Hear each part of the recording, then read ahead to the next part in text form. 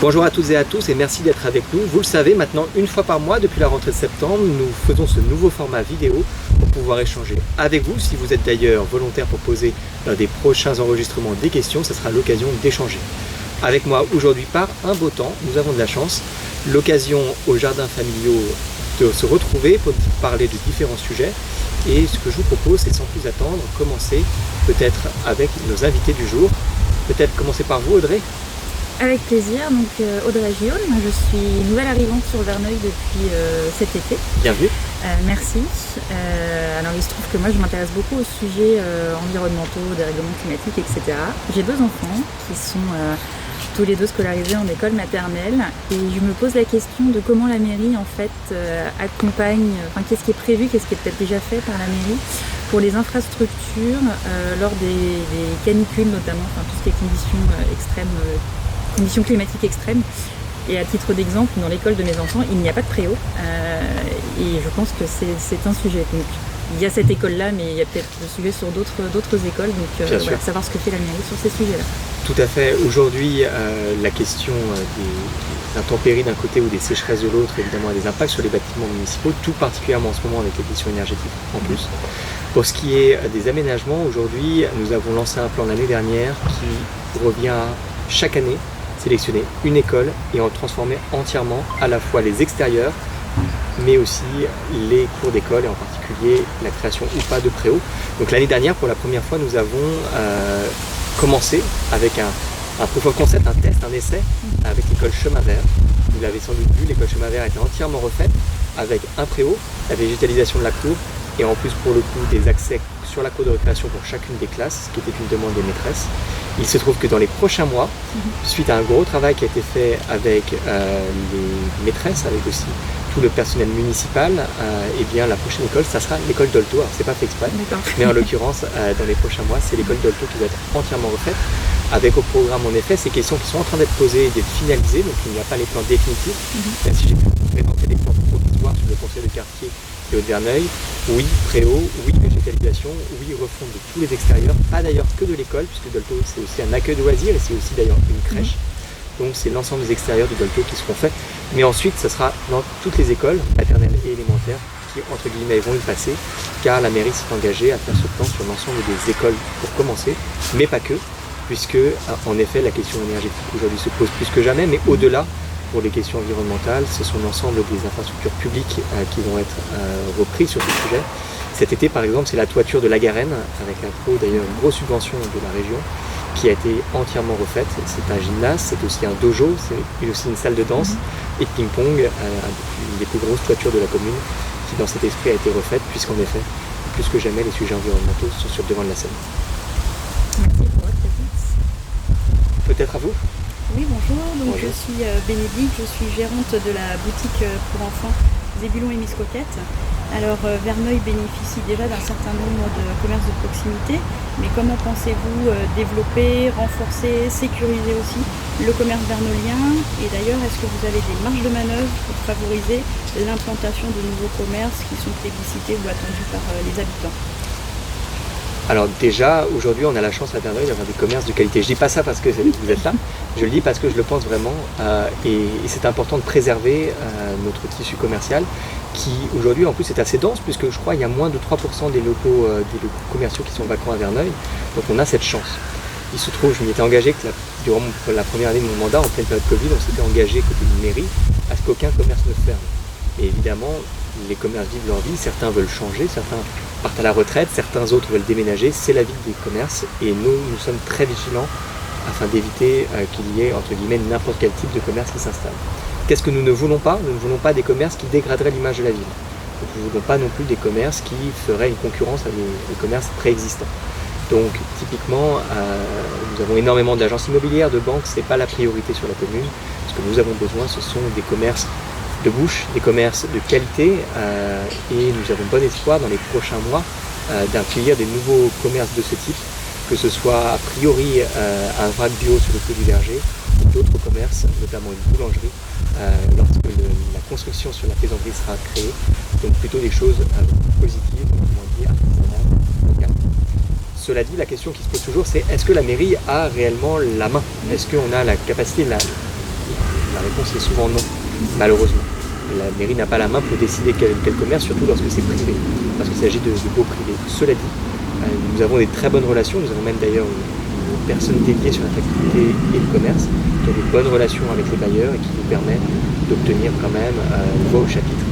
Jusqu'à présent, ça a plutôt bien fonctionné, on a eu quelques frayeurs, on a plutôt eu des bonnes nouvelles, et notamment parmi ces bonnes nouvelles, la réflexion totale qui d'ailleurs commence en ce moment même, de toute la partie Clos du Verger et de la copropriété avec les petites toitures et les petits poteaux qui font face à la caviste, au saveur, au pressing, etc.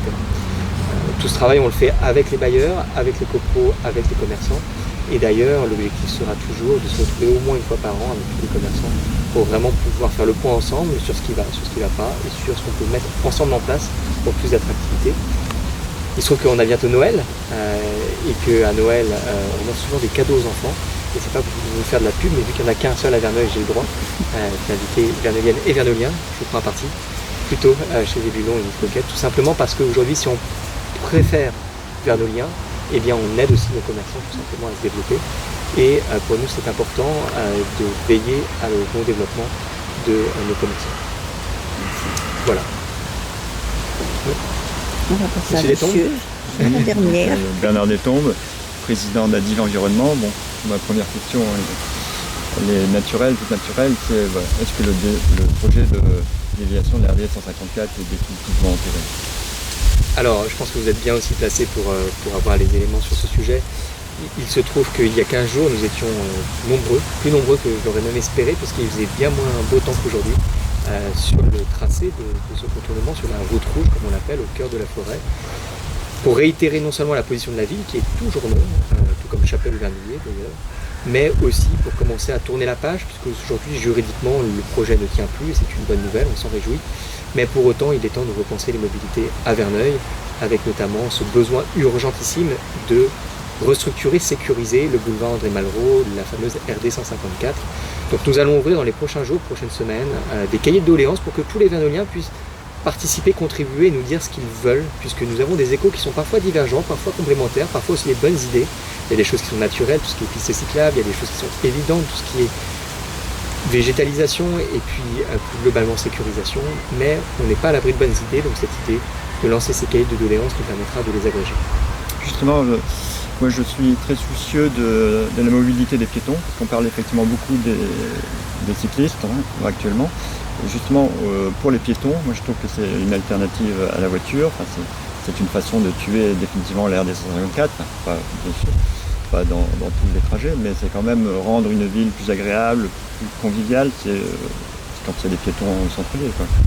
Absolument. Aujourd'hui, nous avons au moins 3 projets sur le sujet. Le premier projet, c'est la sécurisation des traversées piétonnes. Et ça va passer d'abord, très vite, dans les tout prochains jours, par des choses très concrètes, notamment avec le Conseil des jeunes qui a porté l'initiative, et vraiment je l'en remercie. Nous allons mettre en place auprès de tous les passages piétons qui jouxtent nos écoles, des piétos, donc des petites figurines, qui visent à la fois à sensibiliser les jeunes, mais aussi à sécuriser ces traversées. C'est des petits pas, mais ça permet notamment de contribuer. Deuxièmement, nous allons lancer sans doute en 2023, avec la communauté urbaine qui va nous accompagner, un gros travail sur la piétonisation du cœur de ville. Piétoniser le cœur de ville, ça veut dire, le cas échéant, si ne serait-ce que c'est possible, qu'il va falloir résoudre un certain nombre de problèmes. Stationnement. Parce que si on n'a pas des stationnements à proximité des commerces, eh ben, il n'y aura pas de piétonisation possible. Donc il va devoir se poser des questions de parking souterrain, de parking tout court, et plus globalement d'accès. Et puis, au-delà de cette étude, qui ensuite sera présentée publiquement, débattue, et peut-être qu'on ne le fera pas, aujourd'hui j'ai pas rien à imposer, mais en tout cas, il faut qu'on se pose cette question, qu'on mène cette réflexion, parce qu'en effet, c'est sûr qu'avoir un centre-ville piétonisé apporterait de la valeur. Après, quel périmètre, quel espace, quelle durée, est-ce que pérenne ou pas pérenne, est-ce que c'est sur des moments, je ne sais pas, j'ai aujourd'hui plein de questions, et l'étude apportera sans doute les réponses. Puis la troisième chose, c'est de l'incitation. Cette incitation, elle passe par différents éléments et j'en ai un en tête que je voudrais vraiment partager parce que c'est quelque chose presque de trop dommage. À Verneuil, nous avons des associations qui font un travail formidable pour accompagner par exemple les jeunes à l'école à pied. Je pense à Carapate. Et surtout Carapate a des lignes qui permettent de faire ce transport piéton Et force est de constater, surtout ces derniers mois, que les parents préfèrent souvent amener les enfants en voiture qu'à pied. Nous avons des lignes en perte de vitesse et je pense que c'est l'occasion d'appeler tous les parents à faire cet effort et à privilégier, quand c'est possible, le mode piéton au mode voiture. Surtout à Verneuil, où nous sommes tous à moins de 20, 30, 40 minutes à aller à pied de nos écoles, au pire, et encore, je suis extrêmement large, peut-être pour le collège, mais pour les écoles élémentaires et maternelles, bien moins. Donc dans ce contexte, évidemment, prioriser la mobilité piétonne semble tout à fait adapté.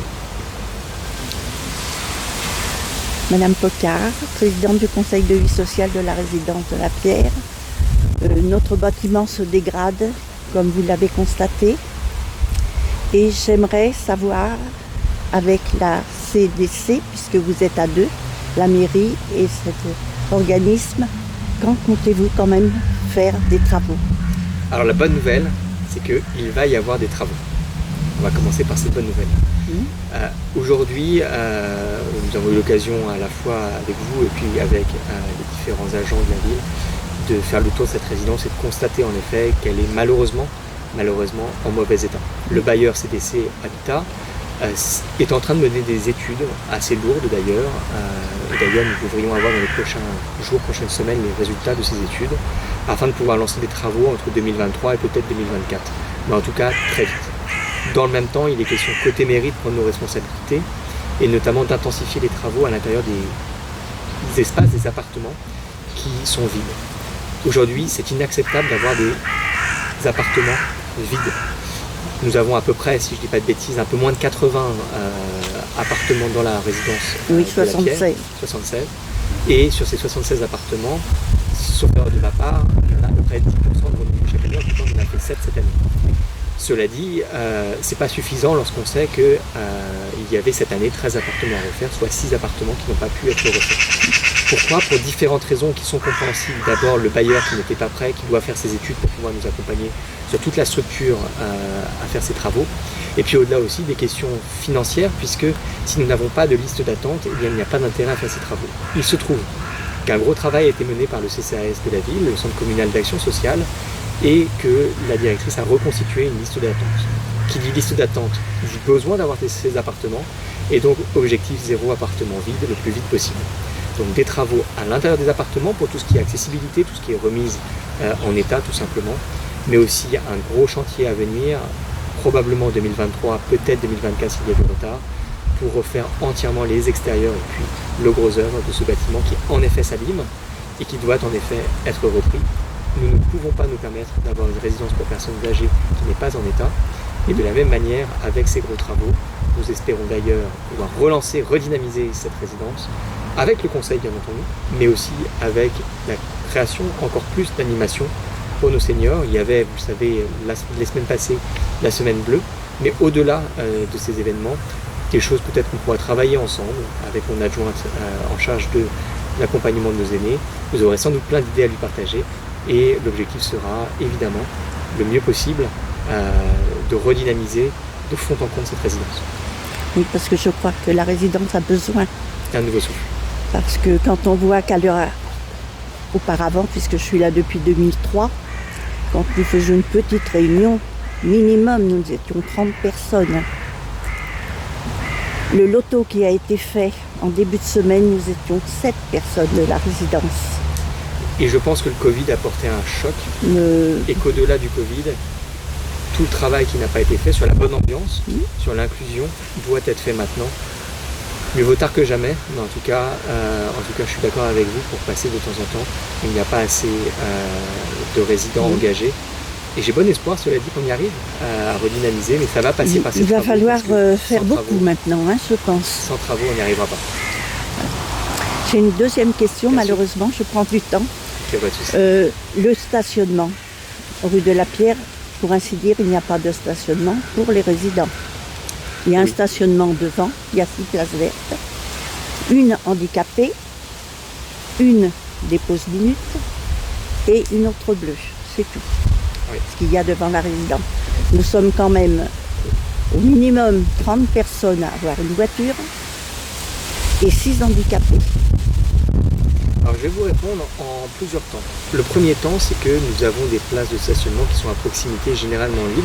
Et je me permets, parce que c'est pas connu, et je pense que c'est pas connu d'ailleurs des résidents de la résidence de la Pierre, nous avons un petit terrain qui est en face, qui est d'ailleurs mal fléché. Je pense que nous allons retravailler son fléchage, puisque nous avons en face de la résidence un terrain qui semble être un parking de la résidence Koenig, et qui ne l'est pas. C'est un terrain municipal. Il y a 15 places de parking qui sont municipales. Il y a longtemps Donc, qu'on le demande. il y a intérêt à se rapproprier ce terrain, puisque tout simplement il est à la ville, et peut-être favoriser les résidents de la Pierre. Deuxième chose, je me permets, en lien avec cette résidence, il faut savoir qu'en effet, à Verneuil, il y a beaucoup de personnes, et ce n'est pas un jugement, qui vont avoir prendre 2 voitures, ou alors qui ont du mal à se garer tout simplement devant chez eux. C'est des choses qui sont compréhensibles, et j'ai parfois des personnes qui prennent contact en disant en plus on se prend des amendes, ça nous coûte cher, etc. Et c'est pas l'intérêt de personne, ni de la ville, ni des habitants.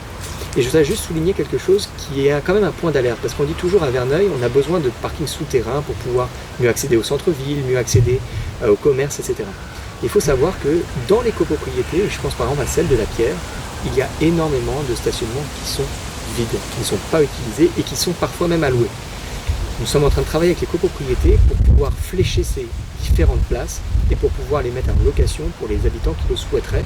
Parce que typiquement, il y a des gens qui habitent par exemple Grande Rue, qui habitent à d'autres endroits, peut-être la résidence de la Pierre, qui n'ont pas d'endroit pour stationner et qui préféraient stationner sur un endroit sécurisé déjà, puisqu'au moins c'est fermé, et puis au-delà de la sécurité, accessible, puisque dans ces ensembles, en plus, il y a souvent un ascenseur pour pouvoir remonter.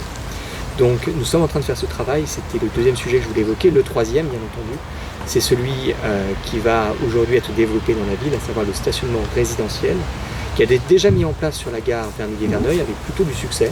Et je dois confier que même moi, au début, je n'étais pas forcément confiant. Aujourd'hui, on constate en tout cas que ça fonctionne. Nous sommes en train de le répliquer sur la gare des Clairières, autour de la gare des Clairières. Ce sont de toute manière les 2 espaces qui sont en train de toute manière d'être mis en place parce que nous n'avons pas le choix. Ce sont des choses qui nous sont imposées, d'abord par la région et puis par l'intercommunalité. Mais à terme, et comme nous commençons à avoir des demandes, peut-être qu'il y aura des discussions sur certains quartiers, certaines rues, pour réfléchir s'il y a une envie, ou pas d'ailleurs, de mettre ce stationnement résidentiel dans d'autres espaces de la ville. Il y a des endroits où on va se dire où il n'y a pas besoin, où ça serait ridicule. Puis il y a peut-être des endroits où il faudrait y réfléchir. En tout cas, nous, on est ferme à rien. On aura l'occasion, lors des conseils de quartier, de prendre un petit peu le pouls et de voir s'il y a urgence et comment on le met en place le cas échéant. Je ne sais pas si vous avez d'autres questions, des questions pièges, on n'est plus à ça près. Et sinon, de toute manière, si vous avez des questions, vous pouvez les poser à la suite de cette vidéo, sous cette vidéo.